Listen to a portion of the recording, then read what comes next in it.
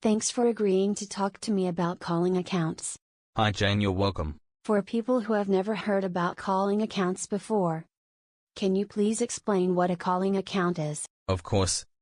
A calling account can be most simply explained as a backup telephone service to your main service, which can operate with the internet or from a telephone line at home or in the office, or from your mobile phone. Many people would say that they are just like prepaid phone cards or telephone cards. That is how they started out 20 or 30 years ago.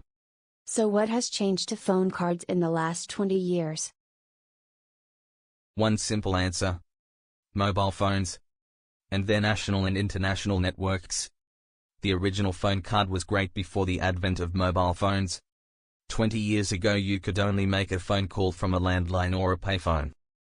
If you were out of your home or your office, or you were a student or a tourist, you had only one choice: a payphone, and they were expensive, particularly if you wanted to make an international call. Phone cards provided an alternative and cheaper solution to the payphone. So mobile phones basically killed the phone card market? In a nutshell, yes. The original prepaid phone card, with a free phone access number for use from payphones, was pretty much dead. So how does a calling account differ from the original phone card? Modern calling account differs in two main ways from the old phone card. Firstly, conventional calling. It can offer a large number of different access numbers, so it can be used from phones in many different countries or locations. So if the customer is traveling or working abroad, he or she can still use the calling account. Secondly, calls can be made through the internet, and so as long as there is an internet connection available, calling accounts can provide call termination through VoIP technology. So if I want to use my calling account to make calls via the internet, how do I do that? All modern calling account providers have internet applications to allow their customers to connect to their accounts and make calls. This may be a mobile app or a desktop app or a browser app, or maybe all three. And where would I find the application I need? Through your calling account provider. Details would normally be published on their website, and can be accessed or downloaded from there. Mobile apps are often available through Google Play Store for Android phones, and Apple iTunes for iPhones.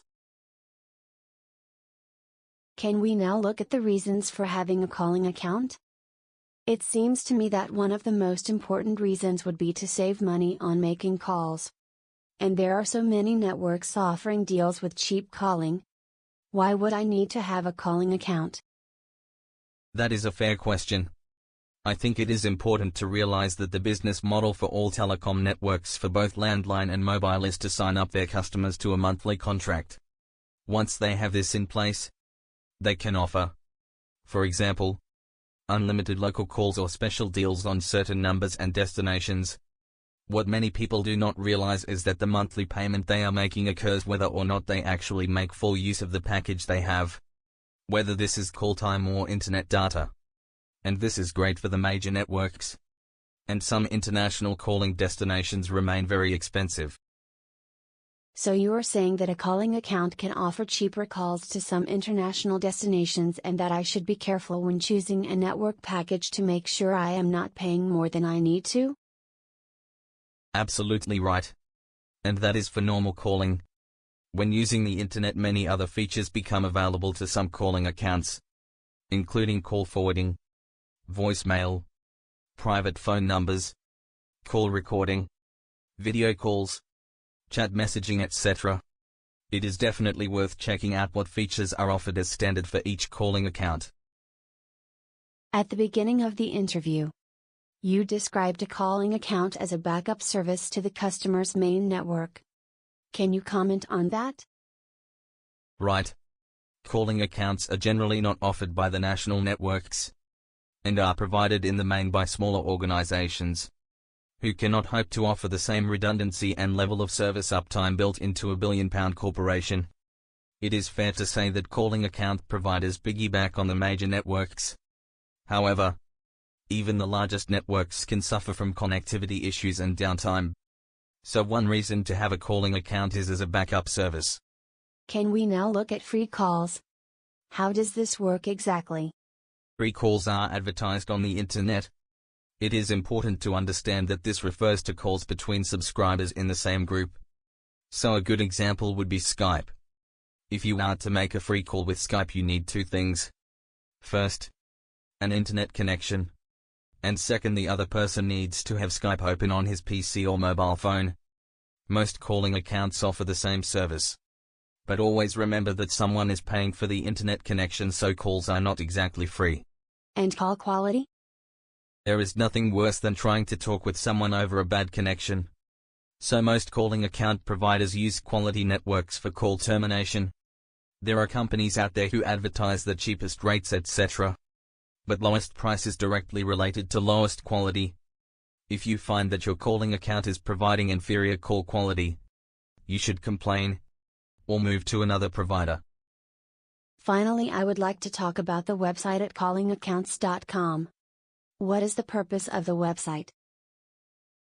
Callingaccounts.com was built to explain and promote the advantages of calling accounts. There is a load of information there about roaming services, SIM cards, explanations for VoIP and SIP and other useful stuff. Perhaps the most important part of the site is the list of calling account providers, with a quick overview of the different features. So it is there for everybody, only as an informational website? Yes, that is correct. We want to make sure that we have a complete list of calling account providers who meet the criteria. Namely, the ability to make calls, both by using accessed numbers and via the internet. The list of 15 providers we have compiled has been through our own research on the internet and personal experience. We would welcome any further information from anybody who can provide further names to add to the list or who can correct or update our data. Lastly, do you have any personal recommendations? I would say that customer service is really important for any business. It is our experience that the larger companies tend towards automating their customer service, which leads to frustration and delay in replying to customer questions. So the smaller companies or businesses offering calling accounts can be a better option. Great. I know that you would like me to mention that the website at callingaccounts.com has a lot of useful information and provides a contact form for any recommendations from visitors to improve or correct any data provided. Thanks for your time today. It's been my pleasure. Thanks for watching our video. This was produced to promote the Calling Accounts product in the telecommunications sector. If you found the video useful, please tell us by posting a like or by sharing it with others. You can also subscribe to our video channel. Please check the links below. To find out what else we do at PowerComms, including website hosting and website creation, please visit our main site at powercomms.website. Our full range of hosting products can be accessed on that site by clicking on the link to our PowerComms shop.